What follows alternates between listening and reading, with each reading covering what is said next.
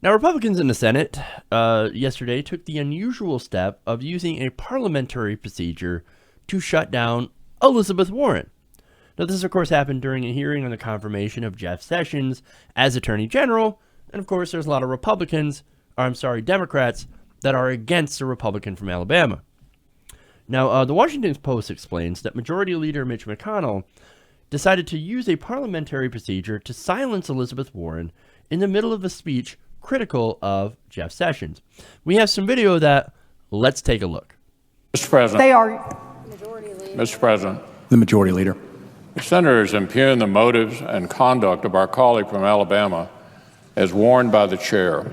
Senator Warren, quote, said Senator Sessions has used the awesome power of his office to chill the free exercise of the vote by black citizens. I call the senator to order under the provisions of Rule 19. Mr. President. The Senator from Massachusetts. Mr. President, I am surprised that the words of Coretta Scott King are not suitable for debate in the United States Senate. I ask leave of the Senate to continue my remarks. Is there objection? Object. I appeal the ruling. Objection is heard. The senator will take her seat. The senator will take her seat. Now, that's interesting because this is actually one of the few times that that's actually happened. Now, the Post explains that the Senate voted 49 to 43 strictly on party lines to uphold the ruling that Warren had violated Rule 19. Now, what is Rule 19 of the Senate? It says that senators are not allowed to, quote, directly or indirectly, by any form of words, impute to another senator or another senators any conduct or motive unworthy or unbecoming of a senator. I love these arcane rules that we have here in the Senate. Oh, you must not impugn a fellow senator. You must always refer to them as the honorable senator from Massachusetts or the honorable senator from Alabama. Come on, dude, really? Ridiculous. Now, pursuant to that rule, the Washington Post explains, Warren was ordered to sit down and is forbidden from speaking during the remainder of the debate on the nomination of Sessions. So, they didn't just tell her to shut up. They told her to shut up for the whole rest of the time. You were in timeout, bad Elizabeth Warren, bad. You're going to go to the corner and you're going to shut up. That's exactly what this ruling is. Now, what exactly was so offensive about what she was saying? Well, basically, what she had done is she was reading a letter by Coretta Scott King. Now, that is, of course, Martin Luther King Jr.'s widow. And by reading that, because remember, that was read during the 1980s hearing to see if Sessions could be a judge.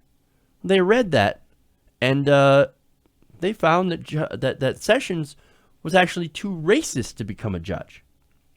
Now, McConnell said that by quoting his widow, Warren impugned the motives and conduct of our colleague from Alabama. And you heard that, right? Again, this is a guy found too racist to be a judge back in the 80s. Now, McConnell later defended his decision, saying Senator Warren was giving a lengthy speech. She had appeared to violate the rule. She was warned. She was given an explanation. And nevertheless, she persisted. Well, maybe, it's because Sessions has some racist leanings. How dare you impugn the good senator from Alabama with that? Well, look, sometimes you got to call a spade a spade. But Jeff, no, that's not fair. Sessions, he's not a racist. He's not running around with a KKK with white sheets on his head. Didn't say he was a full-on racist. I said that he had racist tendencies. He's not out there wearing those white sheets. But look, he seems to, on things like civil rights, have some very questionable stances. And that's not exactly me saying that. This is coming from people who had worked with him previously. Now, there's a man named Thomas Figures. Now, Figures was an assistant U.S. attorney who worked under Sessions in Mobile, Alabama. Now, he once testified that he was present when Sessions made the remark about how he thought the KKK was fine until he realized some of them might have actually smoked pot. Oh, I thought those guys were okay. Then they smoked a little reefer, and I realized, ooh, that's bad news. Bad news. Got to stay away from those guys. Now, of course, the common refrain is, he was just a joke, man. He's just joking. He's just kidding around. It's a strange thing to kid around about.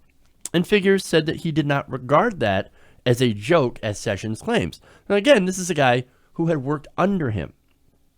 Now, Figures, of course, who was an African-American and had passed away last year, also told committee members that Sessions had called him boy on several occasions.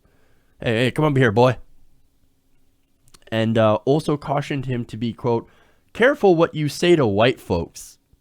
And this came after, of course, Figures had spoken harshly to a secretary who just happened to be white.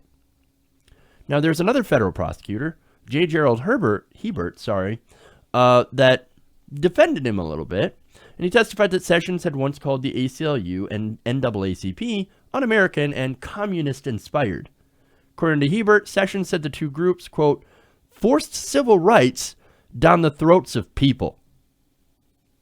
Again, this is a guy that's defending him, by the way. Now, Hebert said that he sometimes wondered if Sessions was just baiting him by saying controversial things. Sessions, he said, quote, has a tendency to sometimes to just say something, and I believe these comments were along that vein. So that's the part where he's defending Sessions. Hey, he just likes to say controversial things once in a while. So, and maybe that's to challenge me. Well, okay, well, I guess, maybe. To me, it kind of sounds like trolling, but whatever. Now, asked by a committee member whether you considered Sessions a racist, Hebert responded, no, I do not. Okay. And there are other people that did go to defend him, including African Americans. So whether or not Sessions is a racist, the question is out on that, I guess.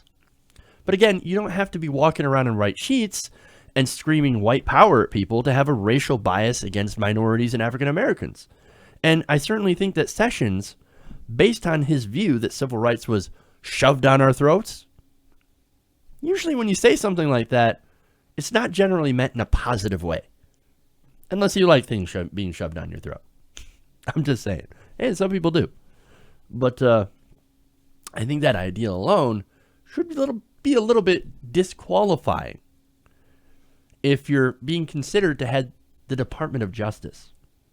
If you believe the Civil Rights Act could be too heavy-handed, I got news for you. That makes you appear at least a little racist. And as someone who might not be fair towards minorities while doing the job. So just saying. I think there should be no question that the Department of Justice would actually stand up for all Americans regardless of color. And I, like Warren and the rest of the Democrats, don't really think that Sessions is a guy to do that based on his past, based by what he says. And if that's impugning his character, well, then so be it. I'm going to keep doing it. Hey, everybody. Thanks for watching this video. If you want to see more like this, please hit the subscribe button below. And if you want to support truly independent progressive media, please consider becoming a patron at patreon.com/TYTNation.